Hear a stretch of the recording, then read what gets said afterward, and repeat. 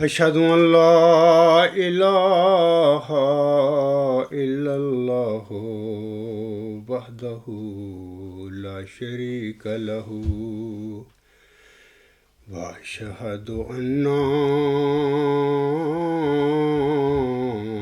محمدا عبده ورسوله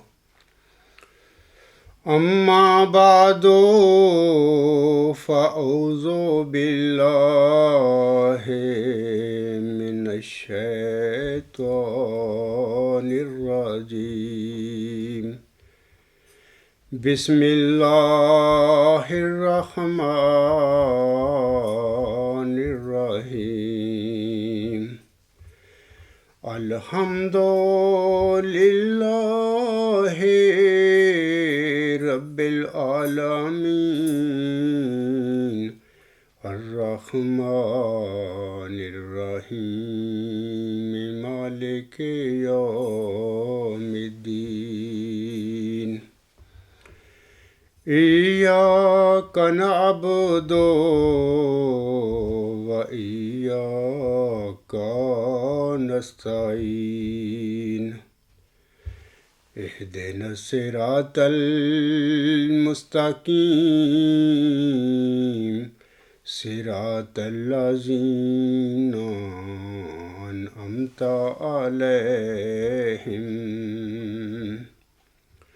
صراط الذين أنعمت عليهم غير المغضوب عليهم ولا الضالين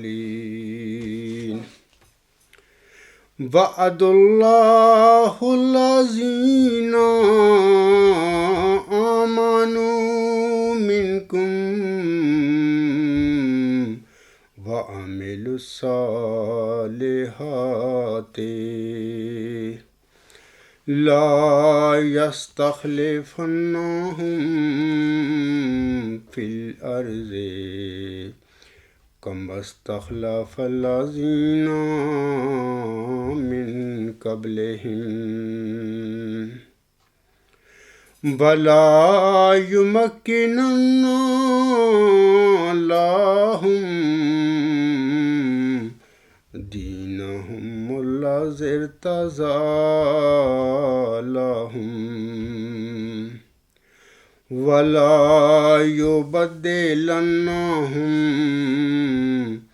من بعد خوفهم أمنا يعبدونني لا يشركون بي شيئا ومن كفر بعد ذلك فأولئك هم الفاسقون۔ یہ صورت النور کی آیت نمبر 56 ہے۔ اس آیت کو عام طور پر آیت استخلاف بھی کہا جاتا ہے۔ اس آیت میں اللہ تعالیٰ فرماتا ہے اللہ نے تم میں سے ان لوگوں کے ساتھ جو ایمان لائیں اور نیک عمل کریں وعدہ فرمایا ہے کہ وہ انہیں زمین میں اسی طرح خلیفہ بنا دے گا جس طرح ان سے پہلے لوگوں کو خلیفہ بنایا تھا۔ ان کے اس دین کو ان کے لیے مضبوط بنیادوں پر قائم کر دے گا جس کو اس نے ان کے لیے پسند کیا ہے، اور ان کی خوف کی حالت کو امن میں بدل دے گا۔ وہ میری عبادت کریں گے، میرے ساتھ کسی کو شریک نہیں کریں گے، اور جو کوئی اس کے بعد بھی کفر کرے تو پھر ایسے ہی لوگ فاسق ہیں۔ سامعین کرام، یہ جو آیت ہے اس میں 2-3 چیزیں ثابت ہوتی ہیں یا ہمیں 2-3 چیزوں کا پتہ ملتا ہے۔ وہ چیزیں اس طرح ہیں کہ اس آیت کریمہ میں اللہ تعالیٰ نے ان مومنوں سے جو نیک اعمال بجائے لائیں گے سے وعدہ کیا ہے، سے وعدہ فرمایا ہے کہ وہ انہیں زمین میں خلیفے بنائے گا۔ یعنی جو مومن ہوں گے اور نیک اعمال کریں گے، ان میں سے اللہ تعالیٰ خلیفے چنے گا، خلیفے بنائے گا۔ ہر جو غلط آدمی ہے، مطلب کہ دین کے نام پہ دکان چلائے پھرتا ہے یا دین کے نام پہ اپنی دنیا کماتا پھر رہا ہے، اس قسم کے لوگوں کو اللہ تعالیٰ زمین میں خلیفہ نہیں بنائے گا۔ یعنی ایسے لوگوں سے وعدہ اللہ تعالیٰ نے نہیں فرمایا جو کہ اپنے نبی کی تعلیم میں یہودیوں کی طرح ترمیم و تنسیخ کرتے پھریں گے، یا اپنے نبی صلی اللہ علیہ وسلم کی حدیثوں کو جعلی قرار دیتے پھریں گے۔ اس قسم کے جو نام نہاد مومن ہوتے ہیں، اللہ تعالیٰ نے اس قسم کے نام نہاد مومنوں سے قطعاً یہ وعدہ نہیں کیا کہ میں انہیں زمین میں خلیفے بناؤں گا۔ نیک صالح اعمال بجانے والے مومن جو ہیں، ان سے اللہ تعالیٰ کا یہ وعدہ ہے۔ دوسری بات یہ کہ اس آیت سے دوسری بات یہ ثابت ہوتی ہے کہ اللہ تعالیٰ خلیفے بنائے گا، یعنی اللہ تعالیٰ فرماتا ہے لا یستخلفنہم فی الارض، کہ اللہ تعالیٰ خلیفہ بنائے گا، یعنی اللہ تعالیٰ بعض مومنوں کو بذریعہ وحی اور الہام خلیفہ بنائے گا اور انہیں معمور فرمائے گا، جیسا کہ پہلے اللہ تعالیٰ اس دنیا میں اپنے خلفاء بناتا ہے آیا ہے، اسی طرح اللہ تعالیٰ امت محمدیہ میں بھی اس آیت کے مطابق خلیفہ بنائے گا۔ اللہ بنائے گا تو وہ بنیں گے۔ تیسری بات یہ کہ تیسری بات اس آیت سے یہ ثابت ہوتی ہے سامعین کرام کہ اللہ تعالیٰ امت محمدیہ میں اسی طرح خلیفہ بنائے گا جس طرح اس نے پہلے یعنی امت مسیحہ میں خلیفہ بنائے تھے۔ اور یہ بھی واضح رہے کہ امت مسیحہ کے جن خلفاء کی یہاں بات ہو رہی ہے وہ سارے الہامی خلفاء تھے، یعنی وہ اللہ تعالیٰ کے نبی تھے، برگزیدہ نبی تھے وہ، اور اللہ تعالیٰ نے ہی انہیں بذریعہ وحی و الہام بذریعہ روح القدس مبعوث فرمایا تھا۔ جیسے کہ اللہ تعالیٰ اس آیت میں فرماتا ہے کما استخلف الذین من قبلہم، یہاں سے مطلب کہ کما سے پہلے جو لوگ جن کی ذکر اللہ تعالیٰ اشارہ دے رہا ہے وہ اس سے مراد امت مسیحہ کے خلفاء ہیں، امت مسیحہ کے انبیاء علیہم السلام ہیں۔ چوتھی بات اس آیت سے یہ ثابت ہوتی ہے سامعین کرام کہ اللہ تعالیٰ کے بنائے ہوئے ان خلیفوں کا جو انکار کرے گا تو وہ فاسق ہو جائے گا، گناہ گار ہو جائے گا، جیسے کہ اللہ تعالیٰ آخر میں فرماتا ہے وَمَنْ كَفَرَ بَعْدَ ذَلِكَ فَأُولَٰئِكَ هُمُ الْفَاسِقُونَ، یعنی اللہ تعالیٰ کے ان بنائے ہوئے خلیفوں کا جو منکر ہوگا تو وہ مومن نہیں رہے گا پھر، بلکہ وہ فاسق ہو جائے گا۔ تو یہ تو چند باتیں ہیں اس آیت استخلاف سے ثابت ہوتی ہیں جن کا میں نے بڑا اختصار کے ساتھ ذکر کیا ہے۔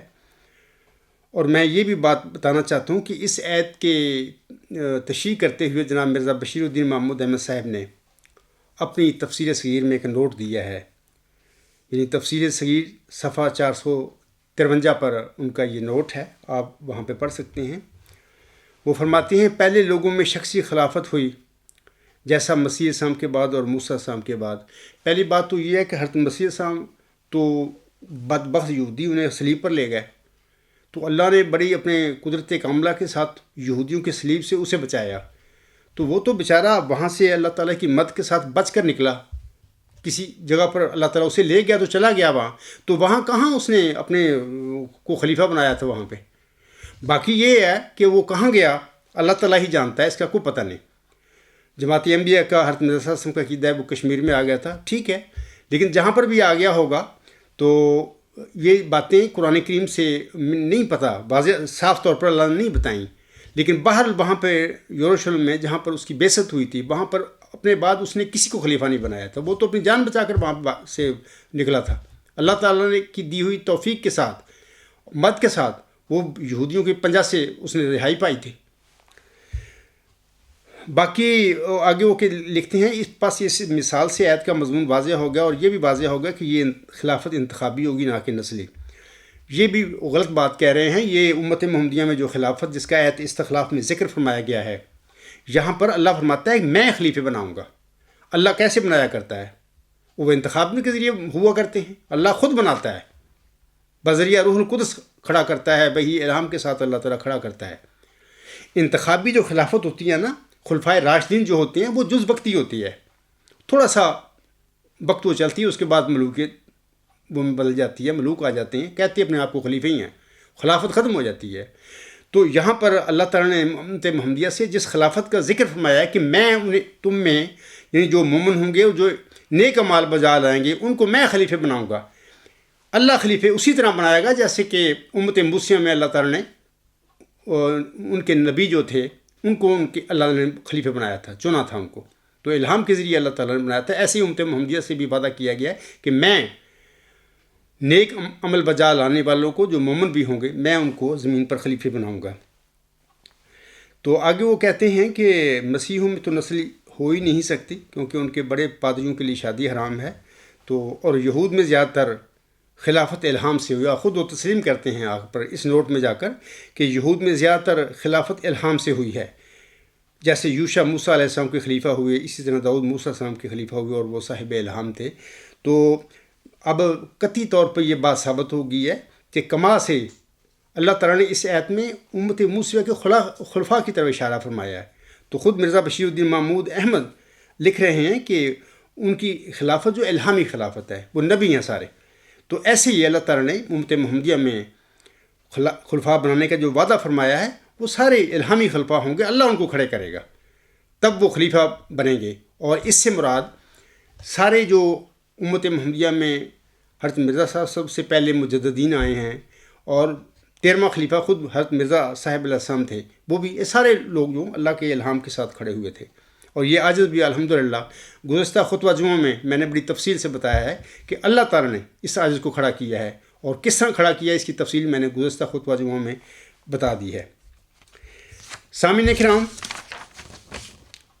یہ جو آیت ہے، آیت استخلاف جس کی ابھی میں نے تلاوت کی ہے، اس کی تفسیر کرتے ہوئے حکم و عدل حضرت مرزا غلام احمد علیہ السلام اپنی شعرا آفاق کتاب تحفہ گولڑبیہ روحانی خزائن جلد 17 صفحہ 130 پر فرماتے ہیں، آپ علیہ السلام فرماتے ہیں، اور من جملہ دلائل قویہ قطعیہ کے جو اس بات پر دلالت کرتی ہیں جو مسیح موعود اسی امت محمدیہ میں سے ہوگا، یعنی آسمان سے کوئی نہیں آئے گا، جیسے کہ امت محمدیہ میں یا عالم اسلام میں یہ غلط عقیدہ پھیل گیا ہے کہ آنسم کی حدیث کے مطابق آنے والا مسیح موعود جو ہے، مسیح عیسیٰ ابن مریم ہے، وہ وہی موسوی مریم کے گھر بن باپ پیدا ہونے والا جو مسیح عیسیٰ ابن مریم تھا، جس کو اللہ تعالیٰ آسمان پر زندہ اٹھا کر لے گیا تھا، وہی آئیں گے۔ یہ غلط بات ہے۔ حضور فرما رہے ہیں کہ اسی امت محمدیہ میں سے ہوگا، امتی فرد ہوگا کوئی۔ آگے لکھتے ہیں حضور صاحب، قرآن کریم کی یہ آیت ہے، وعد اللہ الذین آمنوا منکم وعملوا الصالحات لا یستخلفنہم فی الارض کما استخلف الذین من قبلہم، سورۃ نور آیت نمبر 56۔ یعنی خدا تعالیٰ نے ان لوگوں کے لیے جو ایماندار ہیں اور نیک کام کرتے ہیں وعدہ فرمایا ہے۔ اب دیکھیں اس حوالہ میں خود مرزا صاحب فرما رہے ہیں کہ مسیح موعود بھی اسی آیت کے مطابق، سورۃ نور آیت نمبر 56 کے مطابق اللہ تعالیٰ اس کو خلیفہ بنائے گا۔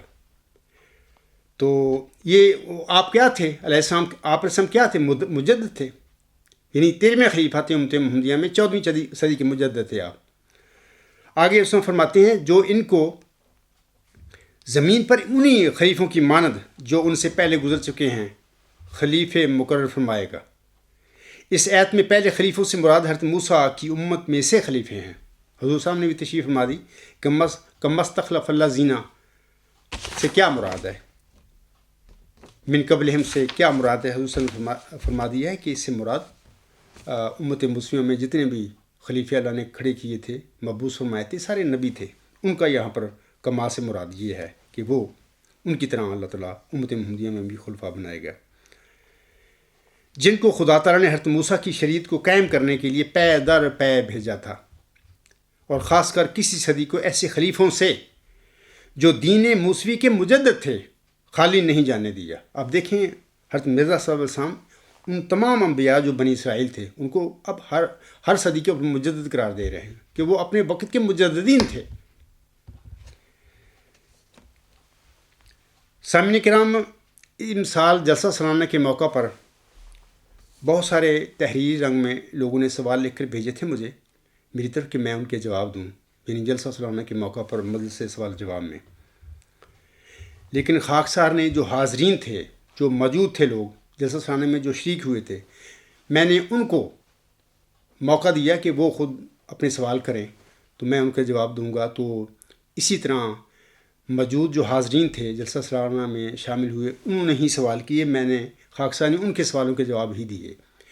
اور جو کافی سوال تحریری طور پر میرے تک پہنچے تھے، تو اس دفعہ جلسہ سالانہ جماعتی احمدیہ اسٹاف کا جرمنی کا 2018 کا جلسہ سالانہ، اس پر میں وہ تحریری جو سوال میرے طرف آئے تھے وہ ان کے میں نے جواب نہیں دیے، اور سارا جو مجلس سوال جواب کا وقت ہے، جو حاضر موجود لوگ تھے انہوں نے جو سوال اٹھائے، میں نے ان کے سوالوں کے جواب ہی دیے تھے۔ تو میں اب چاہتا ہوں کہ یہ جو تحریری سوال اس عاجز کی طرف لکھ کر بھیجے گئے تھے، تو میں ان خطبات میں ان تحریری سوالوں کے جواب بھی دے دوں تاکہ لوگوں کو فائدہ ہو جائے۔ اچھے سوال ہیں، بہرحال آپ لوگوں کو فائدہ ہوگا۔ پہلا سوال جو آئے ان میں سے وہ یہ ہے، آج میں اسی سوال کا جواب دوں گا۔ سوال کنندہ لکھتا ہے کہ کون سے ایسے تاریخی شواہد ہیں جن سے پتہ چلتا ہے کہ مجدد الہام پا کر کھڑا ہوتا ہے؟ کیا حضرت مسیح موعود علیہ السلام سے پہلے بھی کسی مجدد نے اپنا الہامی دعویٰ عوام کے سامنے پیش کیا؟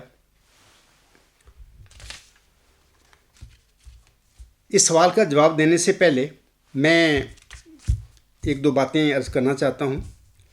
سب سے پہلے تو یہ کہ میں سوال کنندہ سے پوچھتا ہوں کہ قبرستانی یا قادیانی نام نہاد خلیفوں کا دعویٰ ہے کہ وہ خدا کے بنائے ہوئے خلیفے ہیں، تم سب جانتے ہو، اس بات کو تم انکار نہیں کر سکتے۔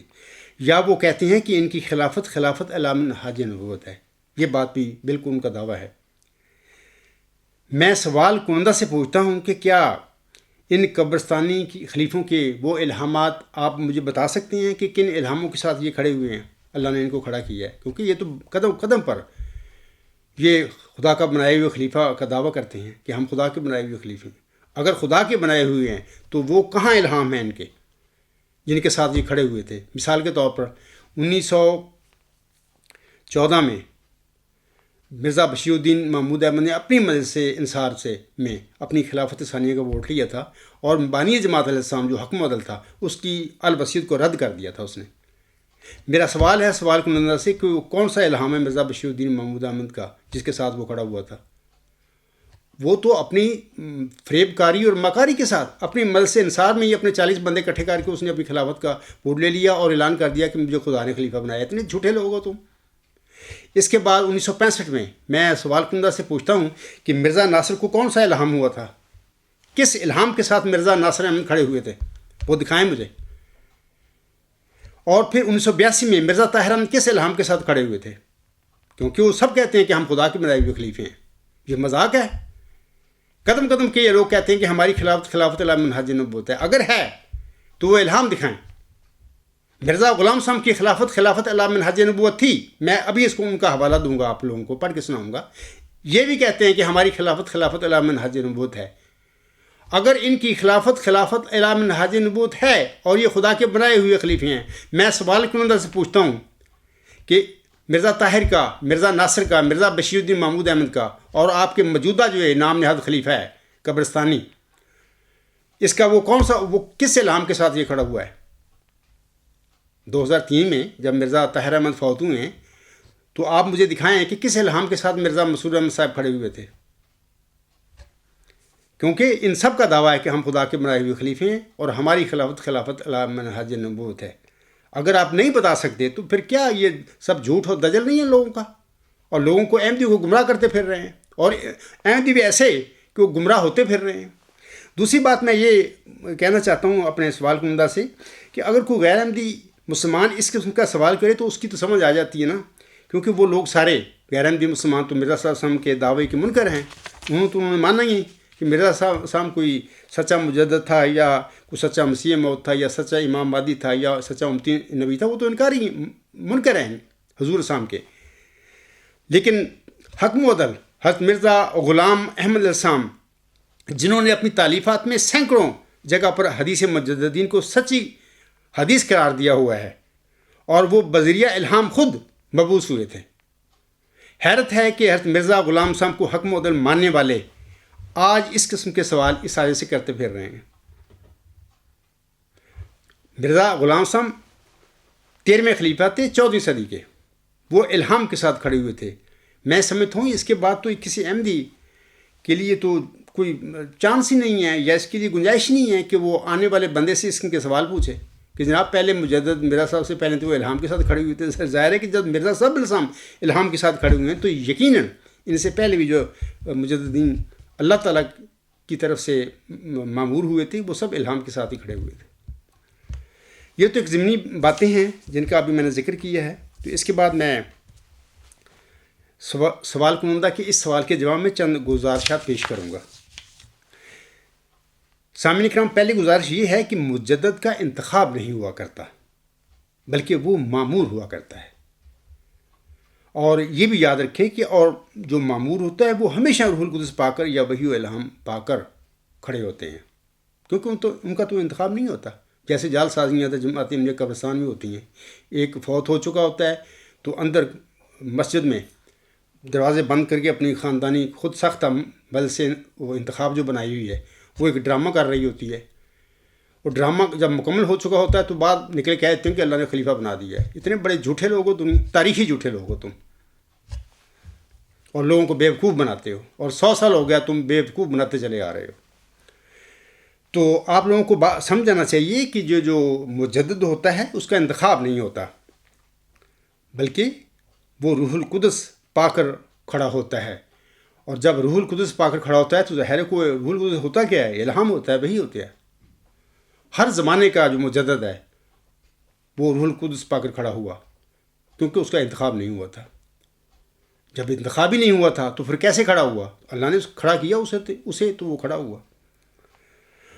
اور سامنے نے کہا، اور جب اللہ تعالیٰ کسی کو معمور فرمائے تو وہ وحی و الہام کے ساتھ ہی معمور ہوا کرتا ہے یا مبعوث ہوا کرتا ہے. دوسری گزارش یہ کہ مجدد ایک لحاظ سے سامعین کرام امتی نبی ہوا کرتا ہے، جیسا کہ حکم حضرت مرزا غلام احمد صاحب فرماتے ہیں. آپ کا یہ جو حوالہ تجلیات الہیہ روحانی خزائن جلد 20 صفحہ 401 حاشیہ، آپ علیہ السلام فرماتے ہیں نبی کے لفظ سے اس زمانہ کے لیے صرف خدا تعالیٰ کی یہ مراد ہے کہ کوئی شخص کامل طور پر شرف مکالمہ اور مخاطبہ الہیہ حاصل کرے اور تجدید دین کے لیے معمور ہو. یعنی اس کو وحی اور الہام ہو، اللہ اس پر روح القدس نازل فرمائے اور اللہ معمور فرمائے. آگے حضور فرماتے ہیں یہ نہیں کہ کوئی دوسری شریعت لاوے، کیونکہ شریعت آن حسن پر ختم ہے اور آن حضرت صلی اللہ علیہ وسلم کے بعد کسی پر نبی کے لفظ کا اطلاق جائز نہیں جب تک اس کو امتی بھی نہ کہا جائے. ڈیفینیٹلی امت محمدیہ میں جتنے بھی پہلے مجددین گزرے ہیں، مرزا صاحب صاحب بھی، یہ سارے لوگ امتی ایک رنگ میں امتی نبی تھے. ویسے ہم ان کو مجددین یعنی سابقہ صدیوں مجددین کہا کرتے ہیں، مجددین کا لفظ ہم استعمال کرتے ہیں. اگر دیکھا جائے تو حضرت مرزا صاحب صاحب کے اس حوالہ کی روشنی میں یہ سارے مجددین ایک رنگ میں امتی نبی ہی تھے. آگے اس میں فرماتے ہیں اور آن حسن کے بعد کسی پر نبی کے لفظ کا اطلاق جائز نہیں جب تک اس کو امتی نبی نہ کہا جائے، جس کے یہ معنی ہے کہ ہر ایک انعام اس نے آن حضرت صلی اللہ علیہ وسلم کی پیروی سے پایا ہے، نہ براہ راست. سامعین کرام، مجددی ایک طرح، جیسے میں نے بتایا ہے، مجدد ایک طرح امتی نبی ہوتا ہے. اور نبیوں کے، جیسے کہ میں پہلے بھی کہہ چکا ہوں، نبیوں کے انتخاب نہیں ہوا کرتے بلکہ وہ روح القدس پا کر ہی کھڑے ہوتے ہیں. تیسری گزارش یہ کہ حضرت مرزا غلام احمد علیہ السلام 14ویں صدی ہجری کے 13ویں مجدد تھے یا 13ویں خلیفہ تھے، یعنی امت محمدیہ میں، جیسا کہ آپ علیہ السلام اپنی کتاب تحفہ گول عربیہ میں فرماتے ہیں. یاد رہے کہ اسلام کا 12واں خلیفہ جو 13ویں صدی کے سر پر ہونا چاہیے وہ یحییٰ نبی کے مقابل پر ہے، جس کا ایک پلید قوم کے لیے سر کاٹا گیا. سمجھنے والا سمجھ جائے.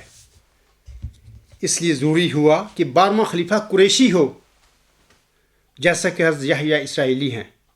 لیکن اسلام کا 13واں خلیفہ جو 14ویں صدی کے سر پر ہونا چاہیے، جس کا نام مسیح موعود ہے، اس کے لیے ضروری تھا کہ وہ قریش میں سے نہ ہو.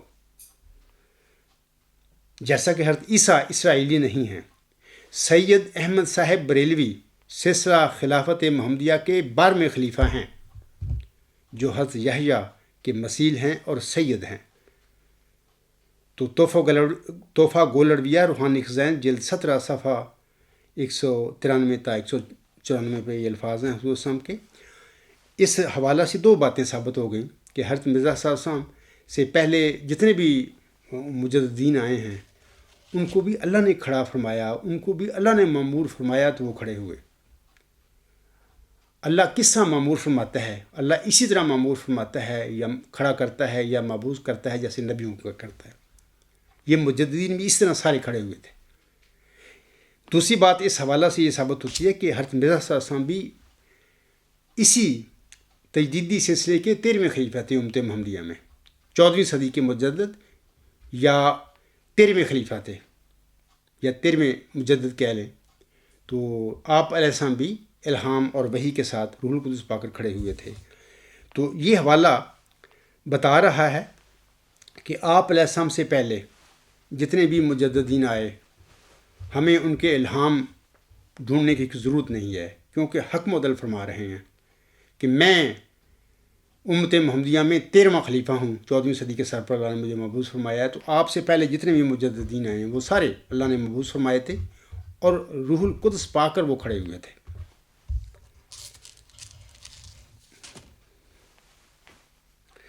میں سوال کنندہ سے عرض کرتا ہوں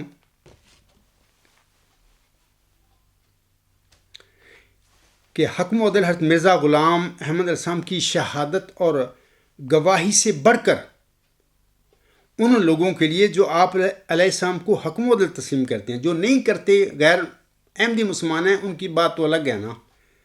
وہ لوگ جو حضور صلی اللہ علیہ وسلم کو حق معدل تسلیم کرتے ہیں ان کے لیے آپ علیہ السلام سے بڑھ کر کون سی تاریخی شہادت اور کون سی تاریخی گواہی معتبر ہو سکتی ہے؟ یقیناً کہ اللہ تعالیٰ اپنے مجددین کو ہمیشہ بذریعہ وحی و الہام مبعوث فرمایا کرتا ہے، کھڑے کیا کرتا ہے۔ چوتھی گزارش یہ کہ آن حضرت صلی اللہ علیہ وسلم نے فرمایا ہے کہ علماء و امتی کا انبیاء بنی اسرائیل، میری امت کے عالم بنی اسرائیل کے نبیوں کی مانند ہیں۔ حضور صاحب نے بھی اس حدیث کا اپنی کتب میں کثرت سے ذکر فرمایا ہے۔ تو اس وقت میں روحانی خزائن جلد 14 صفحہ 411 سے میں حضور صاحب کی استعمال کی ہوئی یہ جو حدیث ہے اس کی میں پڑھ رہا ہوں۔ میں یہاں پر یہ جو حدیث پڑھی ہے حضرت وسلم کی کہ میری امت کے عالم بنی اسرائیل کے نبیوں کی مانند ہوں گے، یہاں پر یاد رکھیں کہ عالموں سے مراد ایسے نہیں جیسے فضل الرحمان صاحب عالم ہے یا اور پورے پاکستان میں عالم اس قسم کے پھرتے ہیں، تو اس قسم کے عالم مراد نہیں۔ یاد رکھیں کہ ہر صدی میں کچھ ایسے لوگ ہوتے ہیں اللہ کے پیارے جو ایسا تقویٰ و طہارت میں ترقی کرتے کرتے اس مقام پر جا پہنچتے ہیں جہاں پر اللہ تعالیٰ ان پر الہام نازل فرما دیتا ہے، یعنی وہ اللہ کے دوست بن جاتے ہیں، اللہ انہیں قریب کر لیتا ہے، یا وہ ایسی حالت بنا لیتے ہیں زندگی میں اپنی کہ پھر اللہ تعالیٰ خود ان کو قریب کرتا ہے۔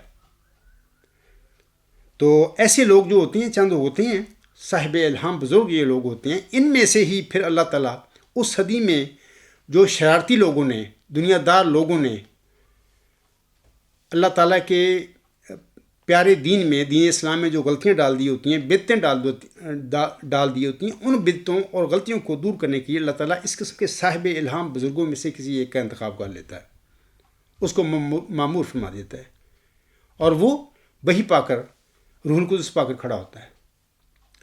تو حضرت صلی اللہ علیہ وسلم نے سچ فرمایا ہے کہ علماء امتی کا انبیاء بنی اسرائیل، یعنی میری امت کے علماء سے مراد ابھی میں نے کہہ دیا کہ صاحب الہام بزرگوں کی بات آسم فرما رہے ہیں، کوئی اس قسم کے سیاسی جو عالم پھرتے ہیں بنے فضل الرحمان جیسے لوگ اس قسم کی بات نہیں آسم فرما رہے، یہ تو دنیا دار لوگ ہیں، پیٹ پرست لوگ ہیں، یہ لوگ عالم بنے پھرتے ہیں۔ آسم نے صاحب الہام بزرگوں کی یہاں پر بات کی ہے کہ ان کی مثال بنی اسرائیل کے نبیوں کی طرح ہے، وہ بنی اسرائیل کے نبیوں کی طرح ہوں گے۔ پانچویں گزارش سامعین کرام میں یہ کرنا چاہتا ہوں کہ حضرت مرزا غلام احمد علیہ السلام، جن کا ایک دعویٰ حق معدل ہونے کا بھی تھا آسم کی حدیث کے مطابق، اور ہم سب ان کو حق معدل مانتے ہیں، آپ علیہ السلام نے حدیث مجددین جو ہے اس حدیث مجددین کو آپ علیہ السلام نے سورۃ الحجر کی آیت نمبر 10 کی شرح قرار دیا ہوا ہے اپنی تعریفات میں، کہ یعنی یہ حدیث جو ہے مجددین کی سورۃ الحجر کی آیت نمبر 10 کی شرح ہے، یا اس کی تفسیر ہے، یا اس کی تشریح ہے۔ جیسا کہ آپ علیہ السلام فرماتے ہیں، یہ جو حوالہ ہے تفسیر امام مہدی بمسیح موسم جلد 2 صفحہ 774۔ آپ علیہ السلام فرماتے ہیں یہ حدیث یعنی ان اللہ یبعث لہذہ الامۃ علی راس کل مئۃ سنۃ من یجدد لہا دینہا، یہ حدیث انا نحن نزلنا الذکر و انا لہ لحافظون کی شرح ہے۔ عجیب بات ہے، اگلی الفاظ میں بعد میں پڑھتا ہوں کہ مرزا صاحب کے اپنی نسل جو ہے، جسمانی اولاد، جس کا عام احمدی جس کی محبت میں عقیدت میں مخمور بیٹھے ہوئے ہیں، یہ مرزا صلی اللہ علیہ وسلم کی جسمانی اولاد اس حدیث کو جعلی اور بناوٹی ثابت کرتی پھر رہی ہے اور اس کو رد کرتی پھر رہی ہے، جبکہ مرزا صلی اللہ علیہ وسلم فرما رہے ہیں کہ یہ جو حدیث مجددین ہے انا نحن نزلنا الذکر و انا لہ لحافظون کی شرح ہے۔ کچھ عقل کرو، عقل سے کام لو احمدیو، کدھر چلے گئے ہو؟ آگے اس میں فرماتے ہیں صدی ایک عام آدمی کی عمر ہوتی ہے، اس لیے حضرت صلی اللہ علیہ وسلم نے ایک حدیث میں فرمایا کہ 100 سال بعد کوئی نہ رہے گا۔ جیسے صدی جسم کو مارتی ہے، اسی طرح ایک روحانی موت بھی واقع ہوتی ہے۔ اس لیے صدی کے بعد ایک نئی ضروریت پیدا ہو جاتی ہے، جیسے اناج کے کھیت اب دیکھتے ہیں کہ ہرے بھرے ہیں، ایک وقت میں بالکل خشک ہوں گے، پھر نئے سرے سے پیدا ہو جائیں گے۔ اس طرح پر ایک سلسلہ جاری رہتا ہے، پہلے اکابر 100 سال کے اندر فوت ہو جاتے ہیں۔ اس لیے خدا تعالیٰ ہر صدی پر نیا انتظام کرتا ہے، جیسا رزق کا سامان کرتا ہے۔ پس یہ غور کریں ان الفاظ پہ، حضور فرماتے ہیں پس قرآن کی حمایت کے ساتھ یہ حدیث تواتر کا حکم رکھتی ہے، اور حضرت مرزا صلی اللہ علیہ وسلم کی اولاد کہتی پھر یہ حدیث ہی جھوٹی ہے، بناوٹی ہے، اور موجودہ آپ کا کھڑپین جو ہے یہ کہتا پھر ہے نہ اس قرآن میں ذکر ہے اس حدیث کا، نہ حدیثوں میں ذکر ہے۔ آخر پر اس میں فرماتے ہیں اپنے حوالے کے، پس قرآن کی حمایت کے ساتھ یہ حدیث تواتر کا حکم رکھتی ہے، کپڑا پہنتے ہیں تو اس کی بھی تجدید کی ضرورت پیدا ہوتی ہے۔ اسی طریق پر نئی ضروریت کو تازہ کرنے کے لیے سنت اللہ اسی طرح جاری ہے کہ ہر صدی پر موجود آتا ہے۔ حضرت مرزا صلی اللہ علیہ وسلم کی اولاد کہہ رہی ہے جسمانی کہ ہم نہیں آنے دیں گے، ہم 1000 سال تک ہم بھی تیرے پیروکاروں پر حکومت کریں گے، خدا کے نام پر، نبی پاک صلی اللہ علیہ وسلم کے نام پر، حکم و عدل کے نام پر، کسی مجدد کو نہیں ہم ماننے دیں گے۔ لیکن یہ جھوٹے لوگ ہیں، انشاءاللہ تعالیٰ یہ عاجز خدا تعالیٰ کی طرف سے روح قدس پا کر 15ویں صدی ہجری کا 14واں خلیفہ امت محمدیہ کا یہ کھڑا ہے اپنے دعوے کے ساتھ، میرے مقابلے کے لیے آئے میدان میں، کیوں بھاگتے پھر رہے ہیں؟ سامعین کرام، اللہ تعالیٰ اپنے دین کی اسی طرح حفاظت فرماتا ہے کہ وہ تجدید کے لیے خود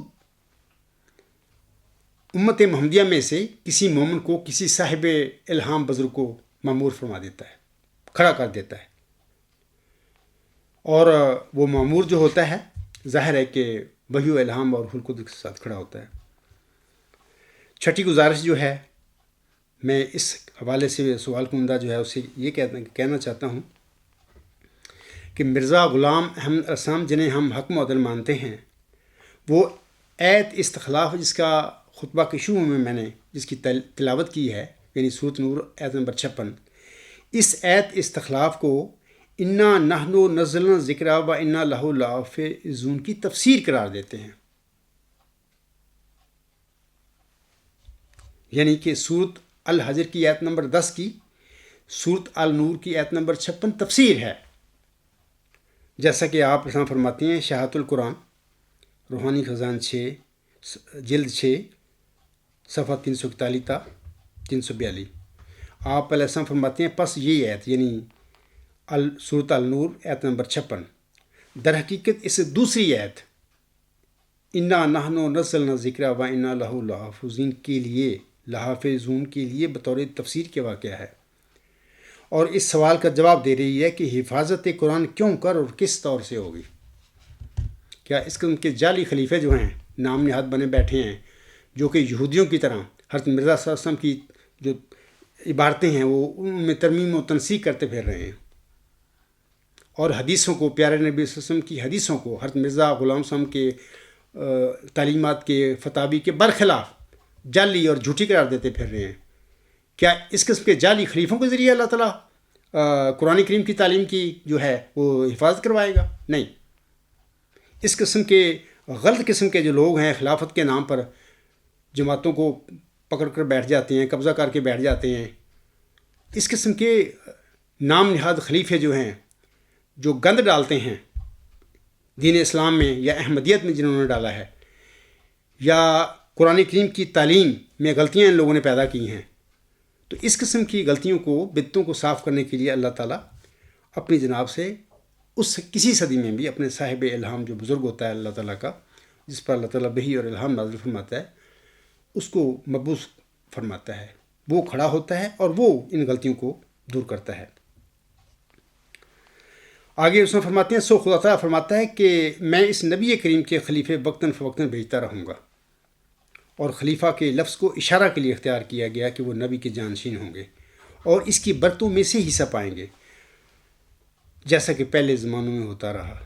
میں آپ لوگوں سے پوچھتا ہوں، یہ سوال کنندے، اس میں جو سوال کرنے والے قبرستانی اور قادیانی ہمارے بھائی ہیں، تو بھائی کیا کریں، بڑے بڑک چکے ہیں.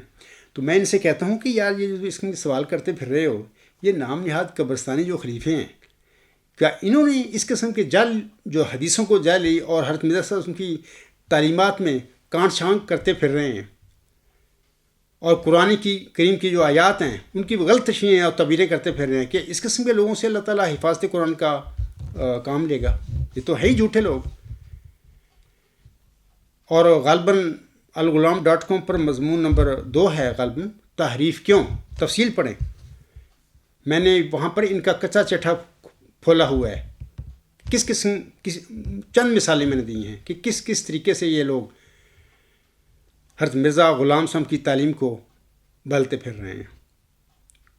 کم کی جگہ زیادہ، زیادہ کی جگہ کم، بعض چیزوں کو چھپاتے ہیں، بعض الہاموں کو، اور بعض کو ظاہر کرتے ہیں جو ان کے مفاد میں ہوتے ہیں. یہ سارا دھندا یہ دجالی کام ہے جو آج کل 1914 سے لے کر آج تک یہ لوگ کرتے چلے آ رہے ہیں.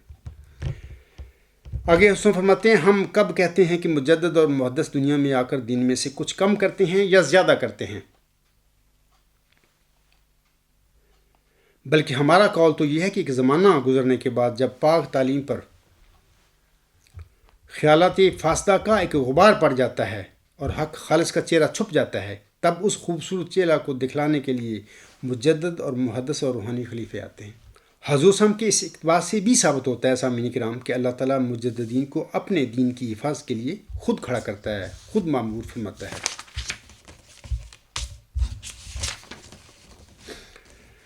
ساتویں گزارش میں سوال کنندہ کے سوال کے جواب میں یہ کرتا ہوں کہ حکم و حضرت مرزا غلام احمد صاحب سے منظور شدہ قادیانی جماعت کی مجددین کی فہرست یہ ہے، ان لوگوں نے اپنے لٹریچر میں شائع کی ہوئی ہے. تو الغلام.com پر بھی آپ لوگ اس کو پڑھ سکتے ہیں. یہ نیوز نمبر 65 یعنی 65 ہے، اور الفضل خصوصی اشاعت 20 مارچ 2007 کا یہ مطلب کہ صفحہ ہے، کوئی صفحہ نمبر 2 ہے 2007 میں جو انہوں نے خصوصی ایڈیشن شائع کیا تھا. تو یہ لکھتے ہیں، میں چند الفاظ پڑھ دیتا ہوں. اللہ تعالیٰ اس امت کے لیے ہر صدی کے سر پر ایسے لوگ کھڑا کرتا رہے گا جو اس کے دین کی تجدید کرتے رہیں گے. کھڑا کرتا رہے گا سے مراد یہ ہے کہ اللہ وحی اور الہام کے ساتھ کھڑا کرے گا. اللہ کیسے کھڑا کرتا ہے؟ اس سازش کو کیسے کھڑا کیا اللہ نے؟ میرا تو کوئی انتخاب نہیں ہوا، بلکہ میری تو پوری جماعت میرے قبرستان پہ پیچھے پڑی ہوئی ہے. تو ایسے ہی یہ خود تسلیم کرتے ہیں کہ اللہ تعالیٰ کھڑا کرتے رہے گا. تو اس کا مطلب یہ تسلیم کر رہے ہیں کہ جی اللہ تعالیٰ مامور فرماتا ہے، وحی اور الہام کے ساتھ کھڑا کرتا ہے. آگے وہ لکھتے ہیں کہ معروف مجددین امت محمدیہ تعارف اور خدمات، پہلی صدی نبوت اور خلافت کی صدی ہے. بعد کی ہر صدی میں سے ایک بزرگ کا انتخاب کیا گیا ہے. 12 صدیوں کے 12 ستارے. پہلا خلیفہ حضرت عمر بن عبدالعزیز، اور 30ویں صدی کے دوسرے خلیفے حضرت امام شافعی، ابو عبداللہ محمد بن ادریس. اس طرح تیسرے خلیفے یعنی 4 صدی کے حضرت ابو الحسن عشری رحمہ اللہ تعالی، چوتھے خلیفے یعنی 5ویں صدی کے حضرت ابو بکر باقلانی رحمہ اللہ تعالی، اور 5ویں خلیفے 6ٹھی صدی کے حضرت سید عبد القادر جیلانی رحمہ اللہ تعالی، اور بعض لوگ الغزالی جو ہے، امام غزالی جو ہے، ان کو بھی مانتے ہیں مجدد۔ یہ ان دونوں کا زمانہ ایک ہی ہے۔ 6ٹھے خلیفے 7ویں صدی کے حضرت خواجہ معین الدین چشتی اجمیری، اور 7ویں خلیفے 8ویں صدی کے حضرت امام ابن تیمیہ رحمہ اللہ تعالیٰ ہیں، اور 8ویں خلیفے 9ویں صدی کے حضرت امام ابن حجر عسقلانی رحمہ اللہ تعالیٰ ہیں۔ 9ویں خلیفہ 10ویں صدی کے 7ویں ہجری کے حضرت امام جلال الدین سیوطی رحمہ اللہ تعالیٰ عنہ ہیں، اور 10ویں خلیفے 11ویں صدی ہجری کے حضرت مجدد الفسانی رحمہ اللہ تعالیٰ ہیں، اور 11ویں خلیفہ 12ویں صدی کے حضرت شاہ ولی اللہ دہلوی رحمہ اللہ تعالیٰ عنہ ہیں، اور 12ویں خلیفے 13ویں صدی ہجری کے حضرت سید احمد شہید بریلوی رحمہ اللہ تعالیٰ عنہ ہیں۔ آگے یہاں پر ختم ہو جاتا ہے، تو آگے میں آپ لوگوں کو بتا دیتا ہوں کہ 14ویں صدی کے 13ویں خلیفے، جیسا کہ ابھی میں نے تحفہ گولرویہ کا حضور صاحب کا حوالہ پڑھا ہے، 14ویں صدی ہجری کے 13ویں خلیفہ حضرت امام مہدی و مسیح موعود اور امتی نبی حضرت مرزا غلام علیہ السلام تھے، اور 15ویں صدی ہجری کے 14ویں خلیفے یہ عاجز اس کا دعوے دار ہے۔ تو یہ سارے لوگ اس عاجز سے پہلے حضرت مرزا غلام احمد سے پہلے، جن کا اس جو حوالہ ہے اس میں ذکر فرمایا گیا ہے، خود مطلب لکھنے والا مضمون یہ وہ لکھتا ہے کہ اللہ تعالیٰ اس امت کے لیے ہر صدی کے سر پر ایسے لوگ کھڑا کرتا رہے گا۔ یہ الفاظ بڑے معنی خیز ہیں، اور یہ کہنے کی ضرورت ہی نہیں تفصیل کرنے کی کہ وہ کیسے اللہ تعالیٰ کھڑا کرتا ہے۔ ظاہر ہے کہ وحی اور الہام کے ساتھ اللہ تعالیٰ کھڑا کرتا ہے۔ روح القدس نازل فرماتا ہے کسی بزرگ پر، امت محمدیہ کے چنیدہ بزرگ پر، تو وہ بطور مجدد ہونے کے دعویٰ کرتا ہے۔ لیکن میں آپ لوگوں کو بتانا چاہتا ہوں کہ جتنے بھی لوگ اللہ تعالیٰ کی طرف سے کھڑے ہوتے ہیں، یا اللہ تعالیٰ جنہیں مأمور فرماتا ہے، ان کو دنیا والے کبھی قبول نہیں کرتے۔ آج تک اس عاجز سمیت کسی مرسل کو بھی دنیا والوں نے قبول نہیں کیا۔ تبھی اللہ تعالیٰ نے سورۃ یاسین کی آیت نمبر 36 میں فرمایا ہے، یا حسرتاً علی العباد ما یاتیہم من رسول الا کانوا بہ یستہزئون۔ افسوس بندوں پر کہ جب کبھی میں نے اپنا رسول ان کی طرف بھیجا تو لوگوں نے اس کا انکار کیا، اور اس سے ٹھٹھی اور تمسکر اور ہنسی مذاق کیا۔ جیسے کہ آج کل اس عاجز کے پیچھے لوگ پڑے ہوئے ہیں، قبرستانی احمدی جو ہیں، جیالے وغیرہ، تو آئے دن رات گند بکنا، بکواس کرنا، گالیاں دینا ان کا کام ہے۔ میں بلاتا ہوں ان کو دلیل کی طرف، کہ دلیل کی طرف آئیں، لیکن وہ دلیل کی طرف آنے کے لیے تیار نہیں ہیں، صرف کردار کشی اور غیر متعلقہ جو موضوعات ہیں اس پر وہ گند بکتے پھر رہے ہیں۔ اللہ تعالیٰ ان سب کو ہدایت دے۔ سامعین کرام، اب میں حضور صاحب کا ایک حوالہ پڑھنا چاہتا ہوں۔ یہ جو حوالہ ہے لیکچر سیالکوٹ روحانی خزائن، جلد نمبر 20، صفحہ 203 تا 204۔ حضور صاحب فرماتے ہیں بڑا معنی خیز حوالہ ہے اور بڑا حکمت پر مبنی ہے، اور اس سے اگر کوئی سبق لینا چاہے تو اس کے لیے اس میں سبق موجود ہے۔ آپ علیہ السلام فرماتے ہیں دنیا کے مذاہب پر اگر نظر کی جاوے تو معلوم ہوگا کہ بجز اسلام ہر ایک مذہب اپنے اندر کوئی نہ کوئی غلطی رکھتا ہے، اور یہ اس لیے نہیں کہ در حقیقت وہ تمام مذاہب ابتدا سے کھوٹے ہیں، بلکہ اس لیے کہ اسلام کے ظہور کے بعد خدا نے ان مذاہب کی تائید چھوڑ دی، اور وہ ایسے باغ کی طرح ہو گیا جس کا کوئی باغبان نہیں، اور جس کی آبپاشی اور صفائی کے لیے کوئی انتظام نہیں۔ اس لیے رفتہ رفتہ ان میں خرابیاں پیدا ہو گئیں، تمام پھلدار درخت خشک ہو گئے، اور ان کی جگہ کانٹے اور خراب بوٹیاں پھیل گئی۔ اور امت محمدیہ میں یا خاص کر جماعت احمدیہ میں اسی قسم کی یہ بلائے دمشق جو ہے، یہ بھی ایک آکاش بیل کی طرح جماعت احمدیہ پر قبضہ کر کے بیٹھی ہوئی ہے۔ یہ بھی اسی قسم کی خراب بوٹی ہے جو کہ حضرت مرزا صلی اللہ علیہ وسلم کی، جس نے تعلیم کو ستیہ ناش کیا اور جماعت احمدیہ پر قبضہ کر لیا، اور مرزا صاحب کی جماعت پر قبضہ کر کے اپنی دنیا سنوارتے پھر رہے ہیں یہ لوگ۔ یہ اس قسم کی بوٹیوں کا ذکر کر رہا ہے حضور صاحب اپنے اس حوالے میں۔ آگے حسن فرماتی ہیں اور روحانیت جو مذہب کی جڑ ہوتی ہے وہ بالکل جاتی رہی اور صرف خشک الفاظ ہاتھ میں رہ گئے، مگر خدا نے اسلام کے ساتھ ایسا نہ کیا، اور چونکہ وہ چاہتا تھا کہ یہ باغ ہمیشہ سرسبز رہے، اس لیے اس نے ہر یک صدی پر اس باغ کی نئے سرے سے آباشی کی اور اس کو خشک ہونے سے بچایا۔ اگرچہ ہر صدی کے سر پر جب کبھی بندہ آئے خدا اصلاح کے لیے قائم ہوا، جاہل لوگ اس کا مقابلہ کرتے رہے اور ان کو سخت ناگوار گزرا کہ کسی ایسی غلطی کی اصلاح ہو جو ان کی رسم و عادت میں داخل ہو چکی ہے۔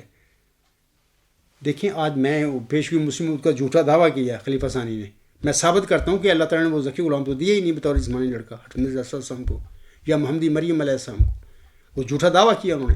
اور یہ بھی میں ثابت کرتا ہوں کہ جھوٹا دیدہ و دنستہ انہوں نے دعویٰ کیا، کہ یہ نہیں کہ لا علمی میں ان سے یہ بات ہو گئی، دیدہ و دنستہ وہ جانتے تھے، یہ انہوں نے جھوٹا دعویٰ کیا۔ اور اس طرح قدرت ثانیہ خلیفہ اول کے دور میں یہ لوگ اس سے دعائیں کرواتے رہے کہ اللہ تعالیٰ آسمان سے نازل کرے، قدرت ثانیہ نازل فرمائے، اور پھر حضرت خلیفۃ المسیح اول رضی اللہ تعالیٰ عنہ کے وفات کے بعد یہ لوگ جہاں پر ان کا چناؤ ہوا تھا اس جگہ پر یہ بورڈ لگا کر بیٹھ گئے کہ مقام ظہور قدرت ثانیہ کتنے جھوٹے اور فریب کار لوگ ہیں، کیا تم کہتے ہو یہ خدا کے بنائے ہوئے خلیفے ہیں؟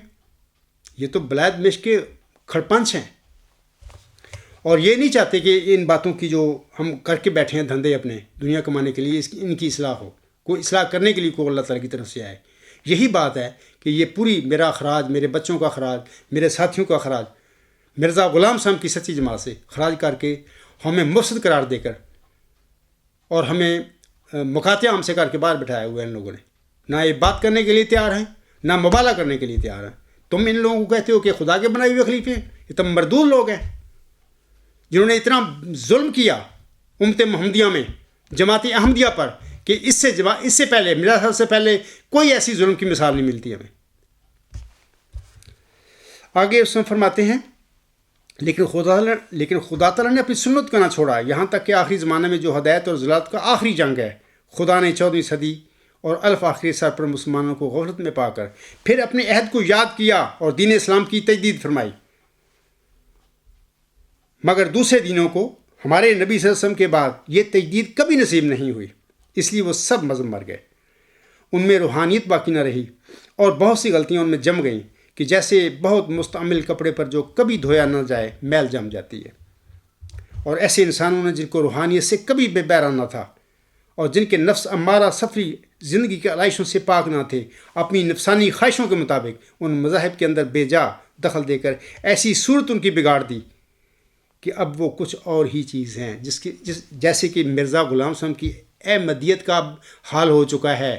مرزا بشیر الدین محمود اینڈ کمپنی ان نام نہاد خلیفوں نے جو احمدیت کا حال کر دیا ہے، یہ اس کی بات حضور صاحب فرما رہے ہیں۔ یا جماعت احمدیہ جو مرزا صلی اللہ علیہ وسلم کی پاک جماعت تھی، اس کا انہوں نے کیا حال کر دیا ہے، اس کو تو قبرستان میں بدل دیا ان لوگوں نے۔ وہ سارے مطلب کہ آزادی ضمیر چھین کر اخراج المقاطع کی تلواریں لٹکا کر احمدیوں پر ان کو تو مردے کر دیا، زندہ درگور بنا دیا۔ تبھی میں کہتا ہوں کہ جماعت احمدیہ قبرستان، ان میں ضرورت ہے کسی کے انسان کے پاس کہ کھڑا ہو کر میدان میں کھڑا ہوں، مجھے میرے مقابلے پہ آئے، ثابت کرے مرزا بشیر الدین محمود احمد کا دعویٰ کہ وہ سچا مسلم موت تھا، ثابت کرے یہ لوگ کہ یہ جو نام نہاد خلیفے ہیں بلاد مشق کے کھڑپنچ میں ان کو کہتا ہوں یہ قدرت ثانی کے مظاہر ہیں، ثابت کرے میرے آگے میدان میں آ کر۔ جیسا کہ یہ لوگ کہتے ہیں کہ ہماری خلافت، نعوذ باللہ میں تو کہتا ہوں کہ خلافت اللہ من حاضر ہوتا ہے، کوئی ہے احمدی کہ اس قبرستان کو اٹھ کر میرے مقابلے پر آ کر ان کا نام نہاد خلیفہ یا ان کے مولوی ثابت کریں کہ ان کی خلافت جو ہے، نام نہاد خلافت جو ہے خلافت اللہ من حاضر نبوت ہے، کوئی ثابت کر کے دکھائے میرے آگے کسی قیمت پر بھی۔ تبھی میں تمہیں کہتا ہوں کہ تم لوگ مردہ لوگ ہو، تمہیں مردہ بنایا گیا ہے۔ خدا کے لیے میں جو کہہ رہا ہوں اس پر غور کرو، اٹھو اس قبرستان سے باہر۔ کیا تمہارے بزرگ نے اس لیے مرزا غلام صاحب کو قبول کیا تھا کہ تم اس کے بعد ان قسم کے بلاد مشکوں کھڑپیچوں کی ذہنی تطہیر کے ساتھ مردے بن جاؤ؟ یہ کوئی مذہب نہیں ہے، یہ تو مذہب سے دور ہونے والی باتیں ہیں جو تم ہو کر بیٹھے ہوئے ہو۔ خدا کا خوف کرو، آخر مرنا ہے، اپنی موت سے پہلے جاگ جاؤ۔ سامعین کرام، قبرستانی خلیفے بھی آپ کہتے ہیں کہ اب ہم کبھی بھی کسی مجدد کو نہیں آنے دیں گے، یہ جیسے کہ میرے ساتھ یہ لوگ کر رہے ہیں کہ یعنی وہ موعود مسلح، وہ موعود ذکی غلام مسیح الزماں، وہ موعود نشان رحمت جس کی محمدی مریم کو اللہ تعالیٰ نے چلا ہوشیارپور میں خبر دی تھی، ظاہر ہے اس نے اپنے وقت پر آنا تھا. اس کا وقت یہی ہے کہ آئندہ صدی مرزا صلی اللہ علیہ وسلم کے بعد آئندہ صدی 15ویں صدی ہجری کے سر پر اللہ تعالیٰ نے اس کو الہام کرنا تھا، اس کو روح القدس اس پر نازل کرنا تھا اور روح القدس کے ساتھ اسے کھڑا ہونا تھا. جیسا کہ گزشتہ خطبہ جمعہ میں خاک سار نے غلام مسیح الزماں کے 2 خواب اور ان کی تعبیریں، اس میں میں نے ساری اپنے دعویٰ کے متعلق تفصیل بتا دی ہے کیسے خدا نے مجھے کھڑا کیا. خدا کی طرف سے کھڑے ہونے والے ہمیشہ روح القدس پا کر کھڑے ہوتے ہیں، اور یہ الگ ایک کام ہے کہ اللہ تعالیٰ کسی مجدد کو کسی طریقے سے کھڑا کر دیتا ہے. یعنی اس کے روح القدس نازل کرنے کے، وحی و الہام نازل کرنے کے بھی مختلف طریقے ہیں، مختلف قسم کی، مثلا وحیوں کی بے شمار قسمیں ہیں. ایک وحی خفی ہوتی ہے، ایک وحی جلی ہوتی ہے، ایک وحی تسخیر ہوتی ہے. یہ ساری وحیوں کی قسمیں ہیں. اللہ تعالیٰ جس طرح چاہتا ہے کسی صدی کے مجدد کو، اس طریقے مطابق اس انسان کے جس انسان کو اللہ نے کھڑا کرنا ہوتا ہے اس کے مزاج کے مطابق اللہ تعالیٰ اس پر نازل فرماتا ہے اپنا کلام، اس پر وحی نازل فرماتا ہے اس کے مزاج کے مطابق. کیونکہ اللہ تعالیٰ نے سب سے پہلے اس کو یقین دلانا ہوتا ہے کہ اے میرے بندے، میں نے تجھے کھڑا کر دیا ہے، تو اس صدی کا مجدد ہے، تو اس صدی کا مسلم موعود ہے یا مسلح ہے، وغیرہ وغیرہ. تو لیکن یہ قبرستانی جو نام نہاد خلیفے بنے پھرتے ہیں، یہ کہتے ہیں کہ نہیں، یہ مرزا صلی اللہ علیہ وسلم کی جسمانی اولاد ہے نا، جس کی تم عقیدت میں مرے جا رہے ہو. یہ کہتے ہیں کہ نہیں، اب کسی مجدد کو ہم نہیں آنے دیں گے. یہ مرزا صاحب کی تعلیم میں قطر و بیانت کرتے پھر رہے ہیں، حدیثوں کو، آسم کی حدیثوں کو، سچی حدیثوں کو جھوٹی قرار دیتے پھر رہے ہیں. یہ وہ لوگ ہیں جس کی تم ہاتھ چومتے پھر رہے ہو. دوسری بات یہ ہے کہ یہ چاہتے ہیں کہ ہم 1000 سال تک ایمنوں سے نذرانے وصول کر کے اپنی دنیا بنائیں. تم لوگوں کو ان لوگوں نے کس کام پر لگا دیا ہے؟ اور پھر یہ کہ 1000 سال تک ان سے نذرانے بھی وصول کریں اور اپنے ہاتھ بھی چوائیں ان سے، اور تم بے علم لوگ ہو کہ ان جہلوں بلائد مشق کے کھڑپنچوں کے ہاتھ چومتے پھر رہے ہو تم لوگ. جبکہ آسم کی ایک حدیث ہے، آسم کے زمانے میں ایک شخص اٹھ کر کھڑا ہوا، آپ اسلم کے ہاتھ کو اس نے چومنا چاہا، آسم نے ہاتھ پیچھے کر دیا. آسم نے منع فرمایا کہ یہ عزمیوں کے طور طریقے ہیں، اس قسم کے کام نہیں کرنا چاہیے. نبی بھی اللہ تعالیٰ کے بندے بزرگ ہوتے ہیں، بشر ہوتے ہیں، اللہ تعالیٰ ان کو معمور فرماتا ہے. اس کا مطلب یہ نہیں ہے کہ ایک انسان دوسرے انسان کا ہاتھ چومنا شروع کر دے، وہ بھی انسان بشر ہے. آسم کا سنت نمونہ یہ ہے کہ آسم نے منع کر دیا کہ نہیں میرے ہاتھ چومو. تو یہ تمہارے خلیفے ہیں یا خدا کے لوگ ہیں. اور تیسری بات یہ ہے کہ انہوں نے 48 چندوں تک پہنچا دیے مرزا صلی اللہ علیہ وسلم کے 2 چندوں کو، جن میں سے بھی ایک لازمی تھا بغیر شرع کے، اور ایک چندہ وصیت ہے، وہ آپشنل ہے، جو کوئی چاہے کرے وصیت، جو چاہے نہ کرے. ان 2 چندوں کو 48 چندوں تک انہوں نے پہنچا دیا. اور یہ اپنی دنیا آپ دیکھو کسی کو مغل بھی غریب ہے اس دنیا میں، مرزا غلام صاحب کی اولاد میں سے دیکھو کسی کو غریب ہے ان میں سے، ہر مرزا صاحب کی جسمانی اولاد میں سے. اور تم پوری دنیا میں جگہ جگہ پر دھکے کھاتے پھر رہے ہو. میں مرزا صلی اللہ علیہ وسلم کی روحانی اولاد کی بات کر رہا ہوں، جن میں سے خود میں ہوں. سامعین کرام، اب خطبہ کے آخر پر یہ سوال کہ ایت استخلاف کے مطابق آنے والے مجددوں کو ماننا کیا لازمی ہے؟ یہ بھی ایک سوال ہے کہ اللہ تعالیٰ نے امت محمدیہ میں آسم سے یہ وعدہ فرمایا کہ میں تیرے بعد تیری دین اسلام کی حفاظت کے لیے، غلطیوں اور بدعتوں کو دور کرنے کے لیے گاہے بگاہے خلیفے بھیجتا رہوں گا، مجدد کھڑا کرتا رہوں گا. اب سوال یہ پیدا ہوتا ہے کہ کیا ان مجددین کو ماننا لازمی ہے کہ کوئی ضروری نہیں ہے؟ میں آپ لوگوں کو جواب دیتا ہوں. یہ جواب بھی حضرت مرزا غلام صاحب کی طرف سے میں آپ لوگوں کو دے رہا ہوں. وہ فرماتے ہیں شاعت القرآن روحانی خزائن جلد 6 صفحہ 344. آپ علیہ السلام فرماتے ہیں یہ یاد رہے کہ مجدد لوگ دین میں کچھ کمی بیشی نہیں کرتے، ہاں گمشدہ دین کو پھر دلوں میں قائم کرتے ہیں. اور یہ کہنا کہ مجددوں پر ایمان لانا کچھ فرض نہیں، خدا تعالیٰ کے حکم سے انحراف ہے. کیونکہ وہ فرماتا ہے وَمَنْ كَفَرَ بَعْدَ ذَلِكَ فَأُولَٰئِكَ هُمُ الْفَاسِقُونَ، یعنی بعد اس کے جو خلیفے یعنی مجدد بھیجے جائیں، پھر جو شخص ان کا منکر رہے وہ فاسقوں میں سے ہے، یعنی وہ گناہ گار بن جاتا ہے. مومن ہونا تو بات کی بات ہے. اسی پہ میں اپنا خطبہ ختم کرتا ہوں. وما علینا الا البلاغ وآخر دعوانا ان الحمد للہ رب العالمین اول و آخر و ظاہر و باطنا هو مولانا نعم المولا و نعم النصیر و نعم الوکیل.